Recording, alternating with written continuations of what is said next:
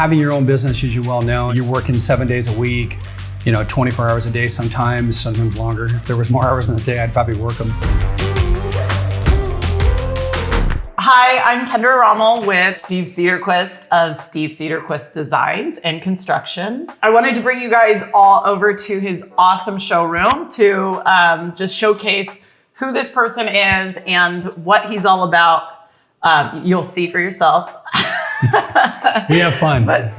So Steve, talk to us about why design. I didn't want to work at the car wash anymore. No, I got into design as a youngster, working for my father and my family, and it's just kind of just been in my blood all my life. So we went from working with my dad, and I started handling special projects, and then next thing you know, I was doing a lot of celebrity homes, a lot of musicians' homes at a young age. It was in my blood then, so it just kind of stuck there, and here I am today. I know, just you and I working together, you came to me via a construction finance channel, obviously as somebody who finances fix and flips, and you doing your own projects. Did you first take on the construction aspect before it parlayed into design? Did you do it together? I'd always worked for somebody, either family, my dad primarily for many, many years. I worked with him up until 94. Mm-hmm. And then he closed the doors down. He just got tired of it. He had a union shop. Been around since 1916. A long time. We have a lot of history with cabinets and doing interior fabrication work. I left there kind of unknown. I had got a divorce the same year. Just a lot of changes happened in my life at that time. I kind of scaled it back. I went to work for somebody, and what I was doing was raising my kids, because when I got divorced, I got custody of all three of my kids.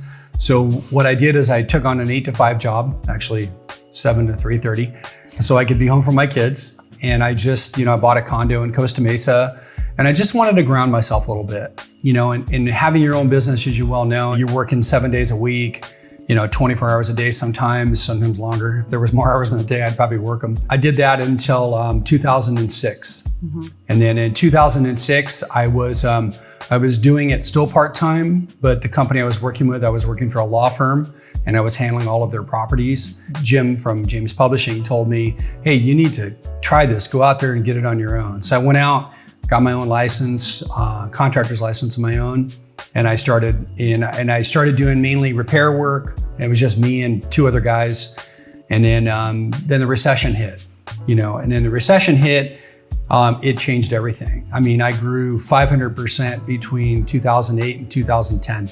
Went from 2 trucks to 17 trucks. Mm-hmm. Crazy, just crazy doing all the bank, Fannie and Freddie work and all the other bank work. And I was doing work from all the way from LA to San Diego and Indio. So we were started working 3 shifts. We had a morning shift, a swing shift, and an evening shift. And we were doing lockouts for other companies and board ups and property maintenance. And, you remember back in the day when recession. REOs and so you were working a lot with asset management companies. I was, a lot of them. So now it's kind of a new wave of a similar feel, honestly. Markets corrected itself a little. Everything started appreciating. Everybody across the real estate spectrum, whether it's construction, design, financing, even your standard bank loans everybody's inundated with work. Yeah. How have you prepared yourself for the potential correction that everyone is talking about? Yeah, everybody. I've been talking about it for about a year. I know that I'm geared up for it. I'm not naive to it. My pulse is on the market every day. Yeah. So I'm ready to go. If it comes up again, I just don't think, I said that last time. I don't think I'll want to grow like I did last time, because I was working so much. Mm-hmm. I found myself working 7 days a week, mm-hmm. 12, 14, 16 hours a day, mm-hmm. Driving, 2,000 miles a month on my car. I think I don't mind doing it again, but I think what I'll do is I'll probably end up doing it maybe for 1 or 2 different investors that I know. Mm-hmm. And then I think I'll just do my own properties. So just keep it, simple. What I like about doing my own properties is, why I have this all laid out here, is I do my own design. That's why we have the design firm. I'm in control of it all, my team and myself, and I can do fun, crazy, amazing new designs. I don't know about you, but I'm really tired of looking at white shaker cabinets. Serious. That and gray, honestly, I'm getting it. I love gray. I love the gray and white look, but I'm a little bit tired of it. Walking into every home and it looking like it's out of Orange County luxury magazine. But your background is construction for years and years and years. You were a product of your dad conducting business in that way. But as you've grown and as I've grown to know you and being your friend, you've diversified in what you do and what you create. Obviously, I met you because of your own personal projects. Are you looking to expand Steve Cederquist Designs and take on new clients? If so, where geographically are the areas that you service, and what type? Is it residential? Is it commercial? What does that look like for you? You know, back in 2009, 10, 11, I started doing a lot of commercial because we had a lot of clients that had, bigger retail spaces and bigger spaces, period. And obviously people were downsizing. So I'm equipped to do it, to do any kind of residential or commercial. I think it's just gonna kind of depend on the project and the personality involved. I think, even with the times coming, you look at asset managers like Blackstone, we're doing back in the day, they were buying, I think they did it extremely smart, where they were buying, and they had a full crew of remodels, and then they just rented them out. And they just liquidated their assets 2 years ago because they're getting ready for the next turn, which like you said, and I agree is coming up pretty quick. I'm just looking forward to working with clients that kind of understand that, the lipstick on the pig kind of thing we called it back in the day. The cheap, cheapest of cheap of, everything was just crap. It looked pretty from a distance and on camera, but it's nothing that I want to be involved in again. Anything we do is higher end. I mean, I do, as you well know, I do buy a house for $1 million and put $300,000 into it and sell it for $2 million. Right. There's just better numbers, better margins in it. Right. So I think that's kind of the direction I'll go. Keep it in a little bit higher end with the design. And then we still do work for private clients. Right. I do a lot of work. I just did some for a very famous, musician. Just did a really cool band room for him. I've done a couple bachelor pads for a couple well-known celebrities. We're doing working on some shows actually to accent that too as well. Yeah, so let's talk about that. I know you've been having fun with our production crew. So is that the next direction of this? Is that what's going to carry you? Is it Hollywood? What's going on? I love production. I love being in the space. We have unexpected productions, and it's cool. Right now we're doing podcasting with All Access Broadcasting. We've kind of merged both companies. And then we also got, shows in the works. We got 3 solid ones right now we think will do really well out there. So we're just, kind of getting the crews together and kind of getting ready to do our shot. It's kind of a mix, in Hollywood, it's a whole different ball game, but I really like it. We're only doing one related to houses right now. And that's, the one we're doing single pads. So it's, that's the name. It's cool, and that's what we're designing for here today, actually, for one of them. This is the bachelor side of it. So let's talk about that. Let's talk about what does a project look like for your new show? Well, we're showing what it's like to have a really cool space, but a small space. It's kind of like tiny homes. Yeah. So we're doing like the condo that this space is being designed for is 1,100 square feet. It's a 1-bedroom loft in Costa Mesa. It's a great space, and it's going to come out amazing. We're not doing the traditional shaker cabinets. These are all European style, very modern contemporary cabinets, in a flat black, flat white, doing this really, cool quartz. That's really neat. Yeah, it's black and white quartz. It's going to look really good. What are you seeing style trends wise? What can you offer everybody out here in terms of style trends? What was, what isn't, what will be? Do you have any kind of preview for anyone? I think a lot of the grays are, like you mentioned earlier, you walk in and you see gray. And it's funny because you can walk into a house, I'm sure you can as well. You walk in, you can tell what year, around within a 3 or 4 year period when they remodeled. Right.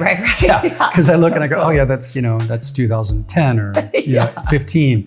I think the colors that that we like to work with right now, I do a lot of black and white. I think black and whites are really cool. And we're going back to a lot of the warm colors as well. Yeah. More for your traditional homes. We're seeing a lot more of the traditional wood cabinets, not these grays anymore. These grays, I just had a manufacturer drop these off to see if we wanted to use them, and I guess they'll work in some areas. They're different than your shaker cabinets. Right. I probably would use them on a flip, but just because they're different. Right. I would do a mix of the cabinets too. I think mixing it up a little bit, doing a different color lower and a different color upper. If you've got an island, do a different color in your island. You can even do a different counter on your island. So I think mixing it up and going with some really cool colors. Benjamin Moore, we use a lot of Benjamin Moore colors, have for years. And they have some really neat trends that are out now. You can look them up, color trends of 2020. Well, that's great advice. I know that I can use the advice. We've talked about my home specifically. I have a small space. And so working within a small space, even though black may be the direction of popularity, I don't want to put black in my kitchen. So what would you recommend for something like that? Somebody that has the smaller space. You said that you're putting this black-white combo in a smaller place in Costa Mesa. How are you making that work so that it doesn't look even smaller and less appealing? Well, I'm not doing all black. I mean, I'm breaking it up with a white, and it's just, I enlarged the kitchen a little bit by making, they had a big 8-foot slider, and I'm like, what do you need an 8-foot slider in here? So we moved it down to 6 feet. I can move the kitchen out, and I took out had like a little mini peninsula on it, and I took that out. So I made it more of just a galley kitchen. So it's going to look appropriate. You're reworking the space to make things work. I did, but like you, I mean, you can. Your house is great, but it's a house you live in and it's something you want to last forever. Then you're more in the warmer colors. Right. Yeah, something to match your flooring, because I knew that you didn't want to change your flooring out. And why? I mean, you could do something like this for the footprint you have. So what kind of advice could you give somebody that's buying an investment property that wants to put some work into it, doesn't want to break the bank because they want to scale? What advice would you give them in terms of what type of remodel would they do? And where do you think they could fall short if they're not paying attention? Spend the money and get an inspection, first of all. Spend the money, get an inspection, bring your contractor with you. It's worth spending $500 if you're going to make a capital investment, especially in today's market. Prices are still anything above, $400,000 to $800,000, basically probably the range people are buying in. And you're talking Orange County specifically or California specifically? California specifically, because that's predominantly we do a lot of work. Either which way. I buy houses in Northern Nevada, as you know, but I inspect them. I go look at it, or I send an inspector, because I want to know what I'm buying. I think a lot of times people get enamored by the price.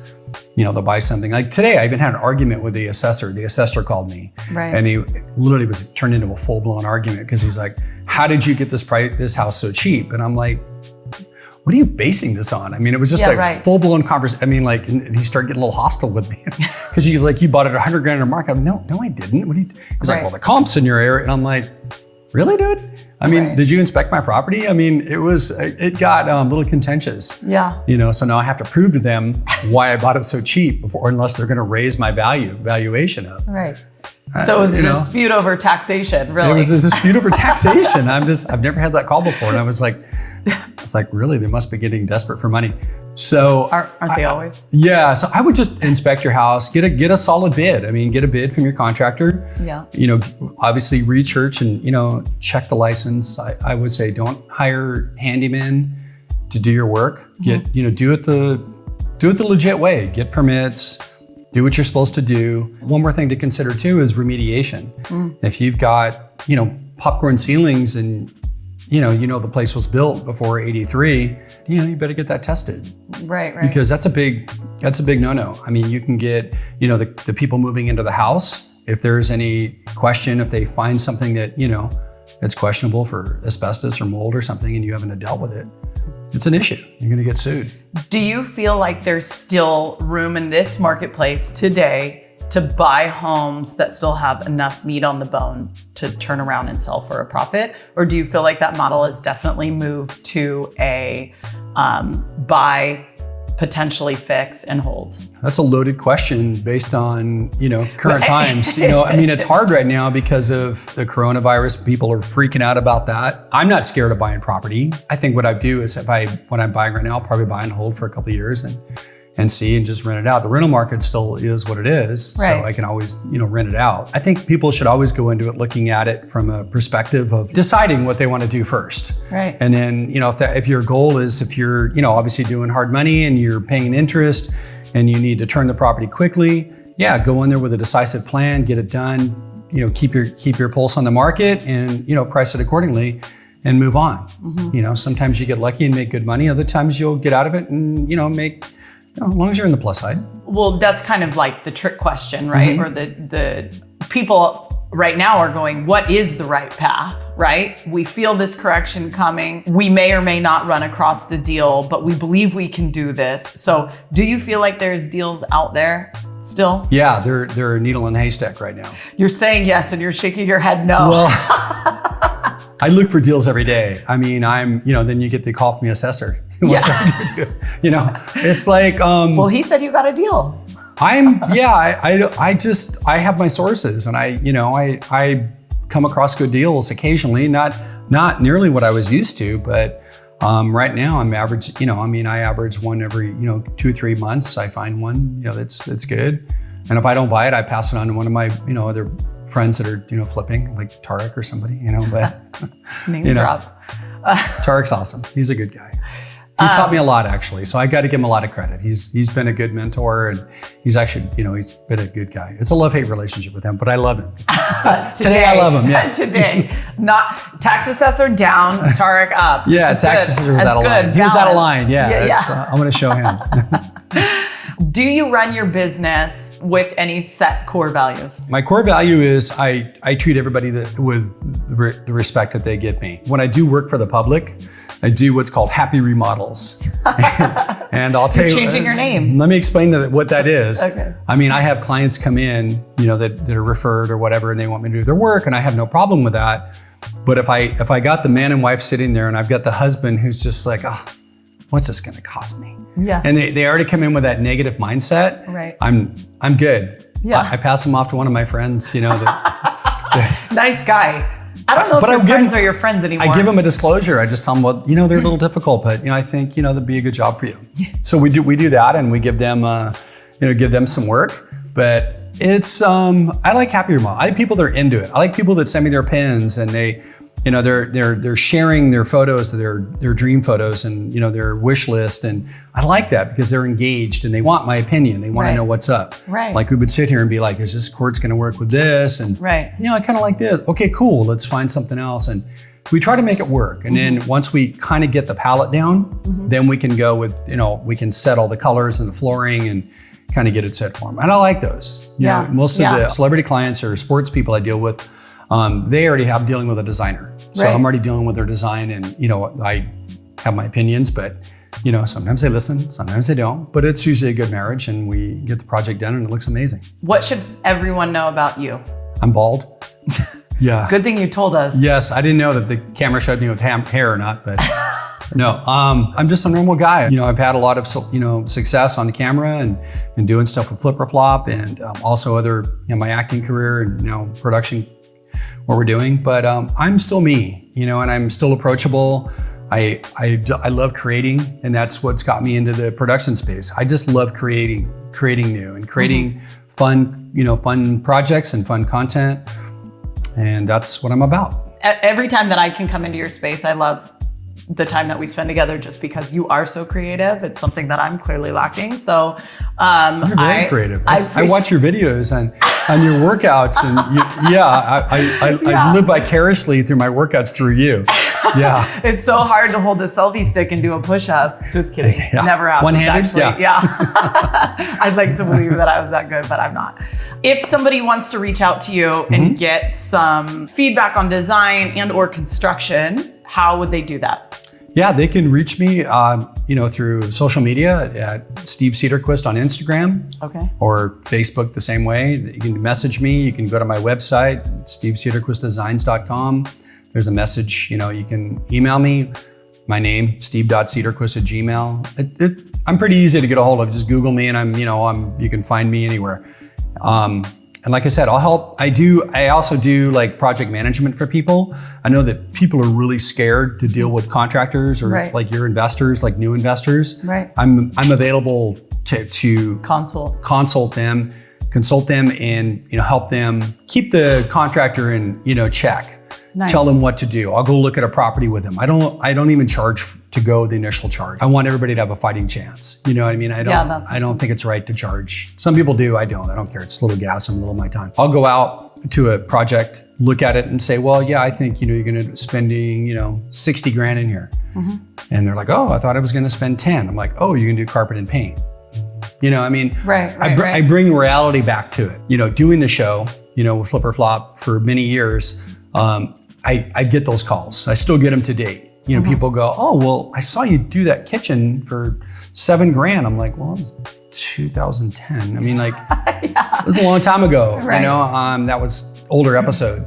So I think having people be realistic, and so I like, and I'm kind about it. I just say, that unfortunately times have changed, Right. prices have all Cost of gone up. goods, yeah. Well, and also if we're dealing with contractors, everything's gone up in the Right. construction field regards to contractors and, their insurance, workers' comp. Of course. That's all gone way up.